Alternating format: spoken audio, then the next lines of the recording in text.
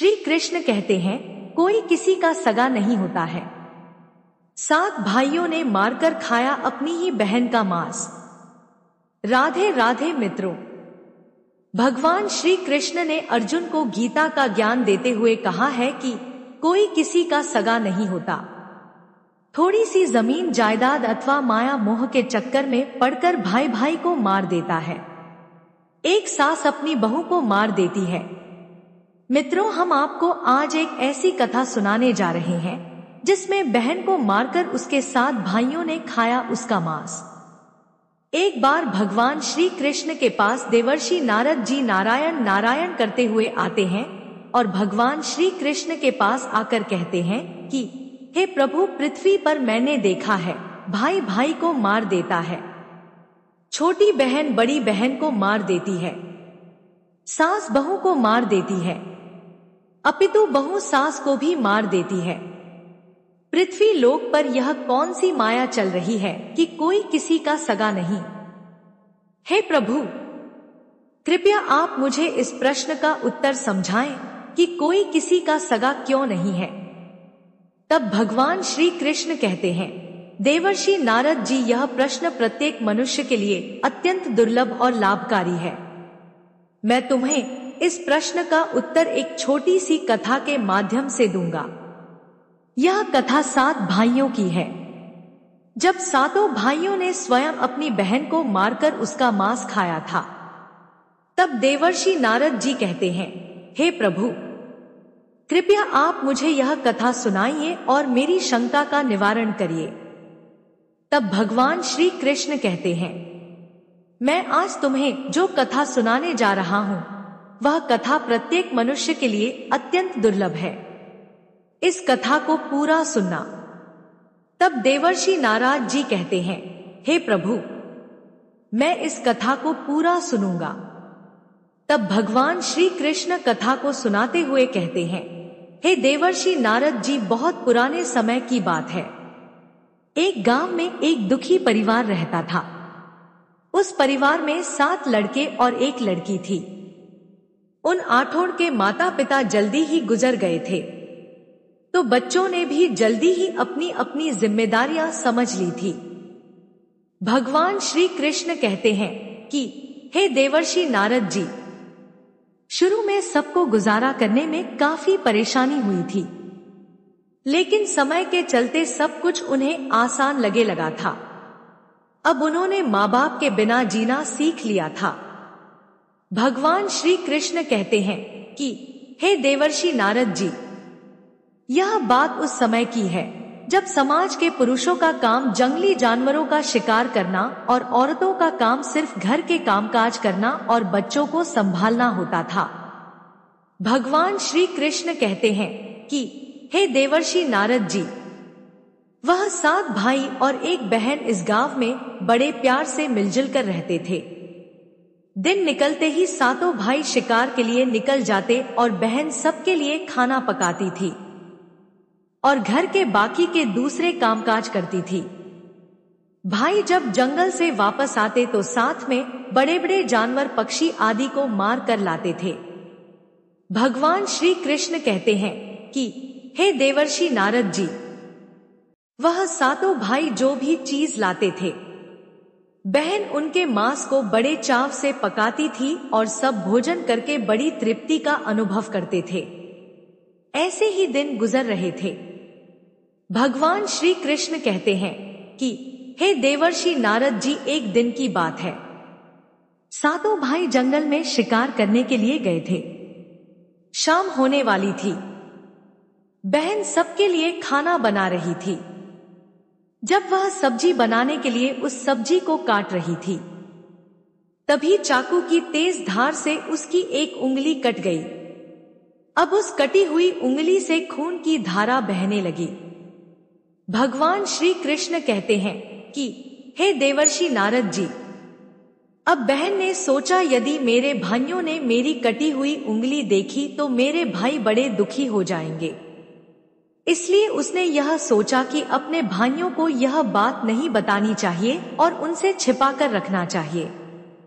भगवान श्री कृष्ण कहते हैं कि हे देवर्षि नारद जी, उसने बहते हुए खून को अपनी ओढ़नी से पोंछना चाहा, किंतु उसने सोचा कि उसके भाई उसकी ओढ़नी में लगे हुए खून के धब्बों को देखेंगे तो मुझसे पूछेंगे। फिर उसने सोचा कि चलो दीवार पर पोंछ देते हैं, लेकिन फिर उसने सोचा कि दीवार पर खून को पोंछना ठीक नहीं रहेगा। उसने सोचा अगर मेरे भाइयों ने देख लिया कि दीवार पर खून पोंछा हुआ है तो वह मुझसे अवश्य पूछेंगे और फिर मुझे बताना पड़ेगा और वह फिर परेशान हो जाएंगे। भगवान श्री कृष्ण कहते हैं कि हे देवर्षि नारद जी, फिर बहन बेचैन होकर इधर उधर घूमने लगी, लेकिन उसे कोई ऐसी जगह नहीं मिली जहां उसका बहता हुआ खून उसके भाइयों की नजरों से बच सके। इसलिए उसे कोई उपाय ना मिलने पर उसने उसी सब्जी में जो खाने के लिए बना रही थी, उसी में अपना खून जो था उसे पोंछ दिया। शाम को जब सातों भाई जंगल से वापस आए तो बहन ने भाइयों के लिए खाना परोसा। भगवान श्री कृष्ण कहते हैं कि हे देवर्षि नारद जी, आज सातों भाइयों को सब्जी बहुत ही स्वादिष्ट लगी। सातों भाई अपनी अपनी उंगलियां चाटते रह गए और अपनी बहन की पाक कला की तारीफ करने लगे। अपनी तारीफ सुनकर बहन भी खुशी से फूले ना समा रही थी। भगवान श्री कृष्ण कहते हैं कि हे देवर्षि नारद जी, सातों भाई दिन भर के काम करने के कारण थके थे। सातों भाई उस दिन जल्दी सो गए। भगवान श्री कृष्ण कहते हैं कि हे देवर्षि नारद जी, अगली सुबह रोज की तरह वह सातों भाई जंगल को चले गए। जब वह थोड़ी दूर चले तो उन्हें प्यास लग गई। तभी पास की झील में सातों भाइयों ने पानी पिया और वहीं के पास के पेड़ के नीचे जाकर बैठ गए और बातें करने लगे कि रात के भोजन में बहन ने जो सब्जी बनाई थी वह बहुत स्वादिष्ट थी। सभी उसी सब्जी की चर्चा करने लगे। सातों भाइयों ने कहा कि इतना स्वादिष्ट खाना तो हमने आज तक नहीं खाया। भगवान श्री कृष्ण कहते हैं हे देवर्षि नारद जी, वह सातों भाई कहते हैं कि आज घर चलकर इसके बारे में अपनी बहन से जरूर पूछेंगे और जानकर रहेंगे कि सब्जी में उसने ऐसा क्या मिलाया था जिससे वह सब्जी इतनी स्वादिष्ट बनी थी। शाम को सातों भाई जब घर आए तो दोबारा अपनी बहन की पाक कुशलता की तारीफ करते हुए कहने लगे, हमारी प्यारी बहन, कल रात की सब्जी में तुमने ऐसा क्या मिलाया था? भगवान श्री कृष्ण कहते हैं हे देवर्षि नारद जी, बहन बताना तो नहीं चाहती थी क्योंकि वह सोच रही थी अगर उसके भाइयों को पता चला कि उसकी उंगली कट गई है तो मेरे सारे भाई दुखी हो जाएंगे। इसीलिए उसने कहा कुछ नहीं। बड़े भैया सब जो रोज बनाती हूँ वही बनाया था। तो उसका बड़ा भाई कहने लगा, प्यारी बहन, तुम्हें आज बताना ही पड़ेगा और मैं जानना चाहता हूँ कि हमारी बहन ने इतनी स्वादिष्ट सब्जी कैसे बनाई। बड़ा भाई आगे कहता है कि तुम्हें मेरी सौगंध है बहन, तो तुम्हें आज सच्चाई बतानी ही पड़ेगी।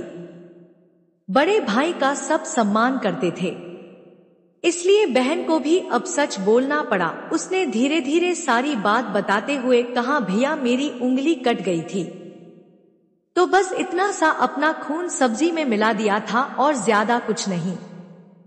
मैंने सोचा कि आप लोगों को पता चलेगा तो आप दुखी होंगे, इसलिए मैंने अपने खून को सब्जी में मिला दिया था।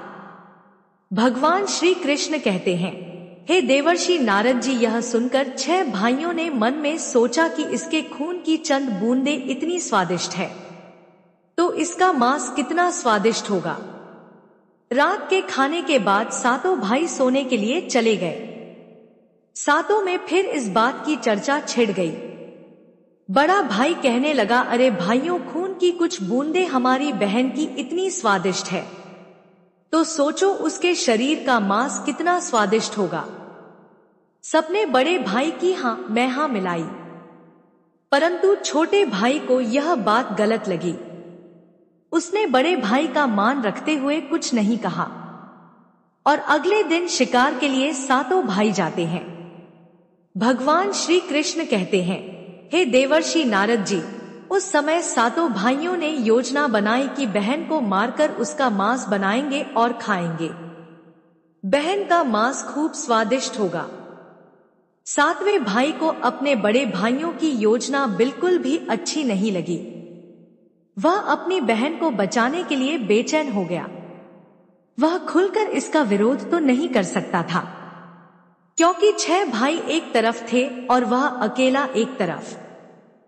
शिकार करने के बाद सभी भाइयों ने मिलकर एक टीले पर बांस के पत्तों का एक चबूतरा बनाया, जिसे चांद कहते हैं।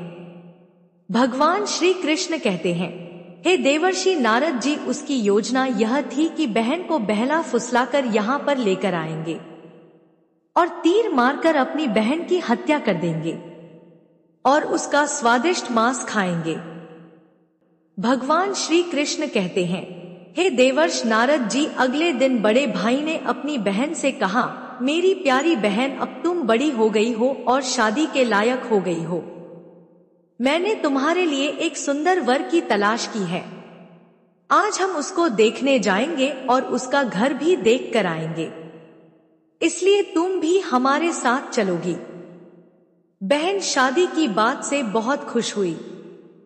तुरंत तैयार होकर भाइयों के साथ चलने लगी। भगवान श्री कृष्ण कहते हैं, हे देवर्षि नारद, चलते चलते जब बहन थक गई तो बहन अपने बड़े भाई से पूछने लगी, भैया मेरा ससुराल अब कितना दूर है? तब बड़ा भाई बोला, बस अभी कुछ देर में हम पहुंचने वाले हैं। और बड़ा भाई बोला, वह देखो बहन दूर से दिखाई दे रहा है।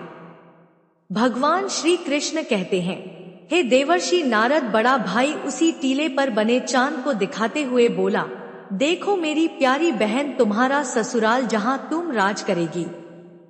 यह सुनकर बहन आनंदित हो उठी और चांद पर पहुंचने के बाद बड़े भाई ने अपने छोटे भाइयों को आदेश दिया, अपनी बहन को एक रस्सी के सहारे से बांस के खंभे से बांध दो। भगवान श्री कृष्ण कहते हैं, हे देवर्षि नारद जी, सभी भाई मिलजुल कर फुर्ती से बहन को बांधने लगे। बहन ने अपने सभी भाई को हत्यारे के रूप में देखकर बहन का हृदय हाहाकार करने लगा। वह ईश्वर को याद करते हुए कहने लगी, हे ईश्वर, अब तुम ही मेरा सहारा हो। मेरे सातों भाई मेरी हत्या करना चाहते हैं। इनमें से एक भी ऐसा नहीं जिसके दिल में मेरे लिए दया और प्रेम हो। सातवां भाई द्रवित हो उठा। बहन की पुकार पर वह तड़प कर रह गया। 6 भाइयों का प्रतिवाद करने का साहस वह नहीं जुटा पाया। बहन को निर्ममता से बांधने के बाद बड़े भाई ने सबको बारी बारी से उस पर प्रहार करने का आदेश दिया। भगवान श्री कृष्ण कहते हैं, हे देवर्षि नारद जी, बड़ा भाई सबसे पहले हाथों में धनुष बाण लेकर जब अपनी बहन पर प्रहार करने को आगे बढ़ा, तब बहन भाई के सामने हाथ जोड़कर करुण स्वर में कहने लगी, मारो मारो भैया, छाती में लक्ष्य करके तुम्हारा तीर जंगल को जाएगा। भैया मारो मारो भैया, छाती में लक्ष्य करके। भाई ने कठोरता दिखाते हुए तीर चलाया, पर उसका निशाना तो अचूक था, परंतु आज विफल हो गया। भगवान श्री कृष्ण कहते हैं, हे देवर्षि नारद जी, उसके बाद अब दूसरा भाई तीर मारने को तैयार हुआ।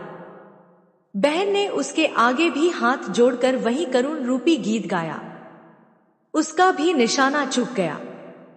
इसी तरह सभी भाइयों ने बारी बारी से बहन की छाती को लक्ष्य करके तीर मारने की कोशिश की, परंतु बहन हर बार यही गीत दोहरा रही थी।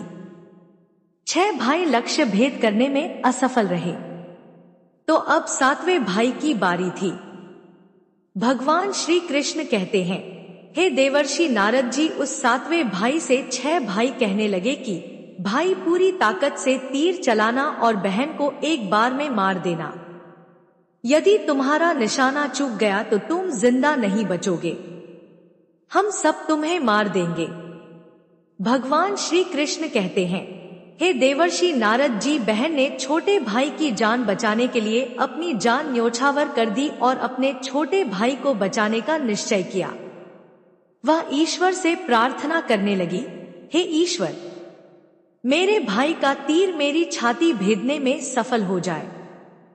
वह फिर करुण गीत गाने लगी, मारो मारो भैया छाती में लक्ष्य करके, भैया छाती में लक्ष्य करके, तेरा तीर मेरी छाती भेद जाए। मारो मारो भैया छाती में लक्ष्य करके, भैया छाती में लक्ष्य करके। भगवान श्री कृष्ण कहते हैं, हे देवर्षि नारद जी, छोटे भाई ने तीर चलाया, उसका तीर बहन के मर्म पर जा लगा। वह दर्द से तड़प उठी। कुछ देर तड़पने के बाद उसके प्राण पखेरु उड़ गए। सातों ने मिलकर अपनी बहन का मृतक शरीर नीचे उतारा। 6 भाइयों ने मिलकर बहन के शरीर की बोटी बोटी काट डाली। बड़े भाई ने 7वें भाई को जंगल से लकड़ी और पानी लाने का आदेश दिया। छोटा भाई पानी और लकड़ियों लाने के साथ साथ कुछ मछली और केकड़े भी ले आया था। वह अंदर ही अंदर बहुत दुखी था। उसके भाई बहन का मांस बड़े शौक से पका रहे थे। छोटा बहन के मांस के साथ पकाने को डाल दिए, जिससे उस छोटे भाई ने अपने खाने का जुगाड़ कर लिया। भगवान श्री कृष्ण कहते हैं, हे देवर्षि नारद जी, चावल और मांस तैयार हो गया।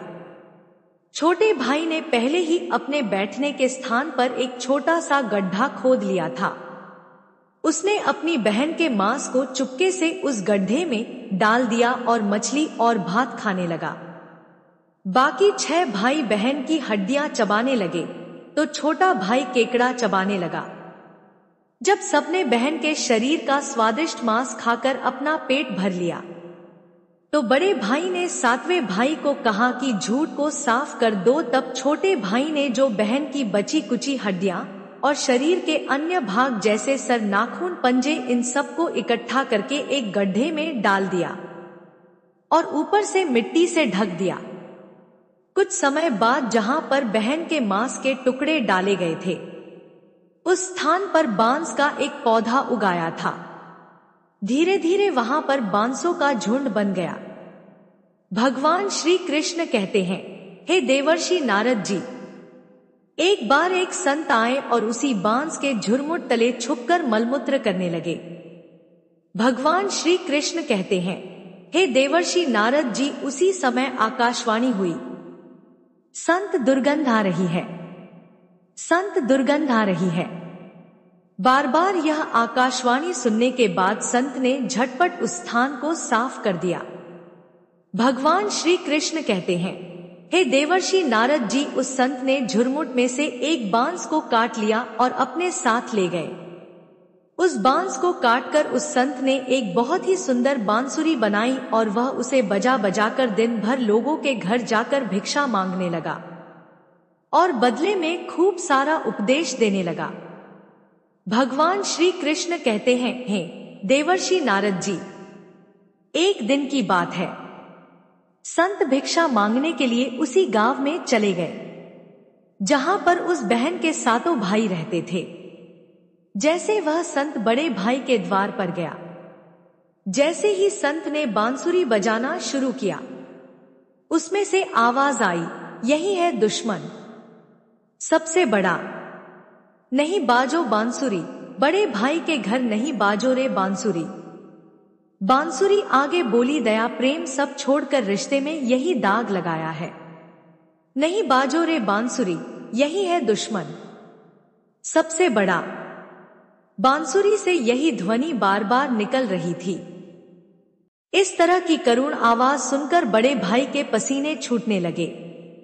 उसने अपने पत्नी से कहा कि इस योगी को तुरंत भिक्षा दो और यहां से विदा करो। उसकी पत्नी ने वही किया, योगी को तुरंत भिक्षा देकर विदा कर ली। इसी तरह योगी बाबा बारी बारी से 6 भाइयों के द्वार पर गए और उनके घर जाते ही बांसुरी ने स्वयं ही वही गीत बजने लगती। 6 भाइयों ने भी अपनी पत्नी को तुरंत ही कुछ भिक्षा देकर संत को विदा करने को कहा। उन 6 भाइयों के मन में डर समा गया कि कहीं अगर यह संत ज्यादा देर रुका तो पोल खुल जाएगी कि अपनी बहन की हत्या इन्होंने ही की है। अब अंतिम समय 7वें भाई के द्वार पर जैसे ही वह योगी पहुंचा, भगवान श्री कृष्ण कहते हैं, हे देवर्षि नारद जी, वह 7वां भाई अभी तक कुंवारा था, वह अकेले रहता था। जब योगी बाबा उसके द्वार पर उपस्थित हुए तो बांसुरी बोल उठी, बाजो रे बांसुरी मेरे सबसे छोटे भाई के घर, मेरे छोटे भाई ने मन की बात छुपा कर रखी है, युग युग की। भगवान श्री कृष्ण कहते हैं, हे देवर्षि नारद जी, वह बांसुरी बोली यही है, मेरे सबसे प्यारे भाई का घर। योगी की बांसुरी से इतने प्यारे और दिलचस्प गीत बजते सुनकर छोटे भाई ने उन्हें सम्मान के साथ अपने घर में बैठने के लिए स्थान दिया और जलपान से उनका सत्कार किया। उसके बाद छोटे भाई ने बांसुरी के विषय में चर्चा की तो योगी ने बांसुरी के जन्म की कहानी छोटे भाई को बताई कि कैसे उसने बांस को काटकर बांसुरी बनाई है और कैसे आकाशवाणी हुई थी।